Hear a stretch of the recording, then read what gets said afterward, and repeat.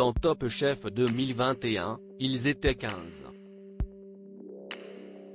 Aujourd'hui, après les départs d'Adrien, Yohei, Jarvis, Mathieu, Pauline, Charline et Chloé, puis les retours de Pierre et Bruno, ils sont encore 8 dans la compétition. Mais lors du nouvel épisode du concours culinaire de M6 diffusé ce mercredi 7 avril, un nouveau candidat est éliminé. Résumé de cette soirée présentée par Stéphane Rothenberg, avec Hélène Darroze, Philippe Etchebest, Michel Saran, Paul Perret et de prestigieux chefs invités. Les bouchées par Christian Lesquer, un raté gagnant. Pour cette première épreuve, les candidats sont mis au défi par Christian Lesquer, l'un des chefs les plus emblématiques de la grande cuisine française. Il est aux commandes du restaurant d'un des plus grands palaces parisiens et cumule 3 étoiles depuis 12 années consécutives. Ce soir, il propose un challenge de taille, les candidats ont pour mission de réaliser un menu comprenant entrée, plat et dessert. En 3 bouchées. Brigade d'Hélène Darroze, Mohamed et Thomas se lancent. Il propose en entrée un chromeski de beurre, une farce de concassé de tomates et lard fumé ainsi que des croûtons de pain. Pas de chance, le chef n'a pas retenu cette première bouchée et l'épreuve s'arrête là pour le duo.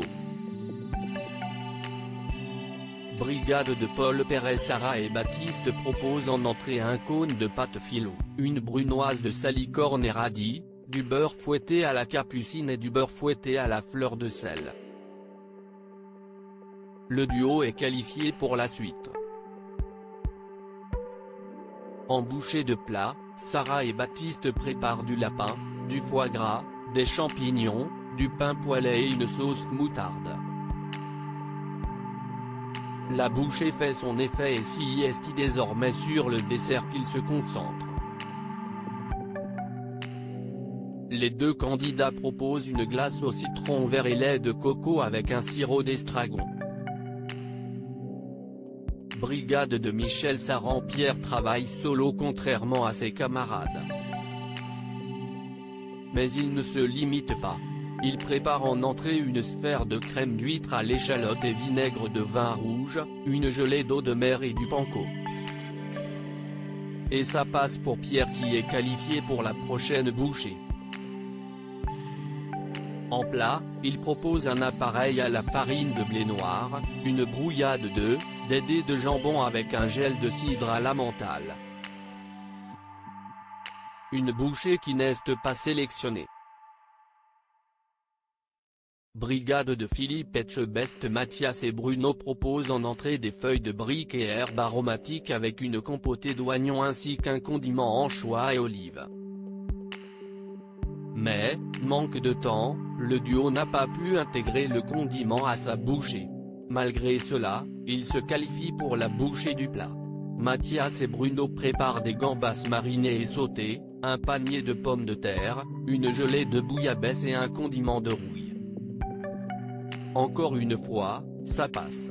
Place à la bouchée dessert qui se compose d'une sphère chocolat blanc et beurre de cacao, d'une meringue, d'un gel citron ainsi que d'un crumble au zeste de citron vert. Lors de la dégustation de la bouchée finale, le chef Christian Lesquer doit choisir entre les préparations de la brigade de Philippe Etchebest ou de celle de Paul Perret. Mathias et Bruno sont gagnants et se qualifient pour la semaine prochaine. Des fourmis dans l'assiette d'une ministre. Le chef triplement étoilé Mauro Colagreco est connu pour son engagement écologique, il a même été honoré par une feuille verte décernée par le guide Michelin en 2019. Il a récemment réalisé un plat pour dénoncer les désastres des marées noires. C'est ce qu'il demande aujourd'hui à nos candidats, proposer une assiette pour faire passer un message écologique qui leur tient à cœur. Une belle première épreuve verte dans Top Chef, où le chef est accompagné de la ministre de la Transition écologique Barbara Pompili, au sein même du ministère. Arnaud, le candidat solitaire, travaille un cabillaud confit, une sauce encre de sèche, un tartare moule salicorne raisin de mer et une tuile encre de sèche. Thomas de la brigade d'Hélène Darroze propose une assiette complètement grise. Un monochrome composé d'un cabillaud poché à l'encre de sèche et au charbon, d'une purée grise de chou-fleur, d'un chou-fleur au lait noir ainsi que de copeaux de chou-fleur sarrasin. Sarah de l'équipe violette de Paul Perret se montre très audacieuse. Elle prépare des tempuras de shiso, un caviar de fourmis noires, des fourmis rouges frites, des grillons au piment d'Espelette, des carottes rôties, du cresson et des escargots. Paul Perret est scotché. Mohamed de la brigade d'Hélène Darroze se lance dans la préparation d'un ragoût de coque couteau pommes de terre algues, d'un maquereau en portefeuille, d'une sauce encre de sèche, de théline et d'éperlans frits. Baptiste qui évolue auprès de Paul Perret propose un plat 100% légumes, présenté comme un sashimi. Sa recette est la suivante: betterave rouge, d'ail con, carottes jaunes, jus betterave vrai fort gingembre, sauce vinaigrette. Pierre de la brigade de Michel Saran se lance dans un tartare de Saint-Jacques, des coques, couteaux et salicornes, un bouillon de barbet en cornet, une gelée coque marinière et encre de sèche. Lors de la dégustation, le chef Mauro Colagreco et la ministre Barbara Pompili craquent pour l'assiette de Arnaud, qui se qualifie et intègre une brigade. Dernière chance, les choux Pierre de la brigade de Michel Saran, Thomas de la brigade d'Hélène Darroze et Baptiste de la brigade de Paul Perret s'affrontent en dernière chance. Le thème de cette ultime épreuve de la soirée est le chou.